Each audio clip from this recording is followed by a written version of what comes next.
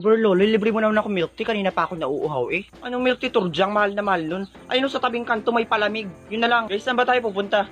Ay, Karing, pinapakyuhan ka ng bata oh. Non-stitch. Hoy, ang kapal mo ka mong bata ka. Bastos ka. Baka gusto mong baliin ko yung daliri mo. Pangit mo. Hoy, bastos, dinuraan ako. Guys, mag-Jollibee na lang kasi tayo. Huwag na tayo sa fishbowlan. Kadiri, hindi ako nakakain ng isaw. Ay di mag-Jollibee ka mag-isa mo, Jingle. Saka sino ba nag-aakit sa'yo? Ba't nandito ka? Ano bang pakialam mo, Borloloy? Buti nga nandito ko eh, kasi alam ko naman mga wala kayong pera kasi nga mahihirap kayo. O di kung halimbawa naubusan kayo ng pera, pwede ko naman kayong pautangin. Kaso, doble nga lang ang balik. Dobleng suntok sa mata, kabilaan. Gusto mo? Saka hindi namin kailangan yung pera mo. Saksak mo dyan sa buhok mong lungga ng putakti. Tara na nga. Hoy guys, hintayin nyo ako. Pingin pera. Yeah, kadiri, wag mo nga akong kulbitin. Ulubi, dun ka wala akong pera. Baho mo eh. Hala, piling mabango naman to si ate.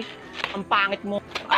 Oh, Borloloy, si Jingle hinabol ng baliw. Bayaan mo siya. Katarayang kaya ay. Oh, nyan. Deserve. Tara na sa inyo. Ay, salamat. Andito na tayo sa bahay ni Stitch. Pwede na magtanggal ng sapatos. Kadiri, ang baho. Sinong nagutot? Turjang, ang baho ng paa mo. Hangal ka, Karing. Nabulsot ako sa kanal kanina. Para ka kasing tanga kanina. Bay patulak-tulak ka pa nung nakita mo yung crush mo. Stitch, saan ba may hugasan dito? Lalabang ko yung medyas ko. Hoy, Turjang, bakit ganyan yung hinlalaki mo? Parang bulok na kimchi eh. Linisin mo nga yung mga ingron mo, kadiri. Tanga, design yan, no?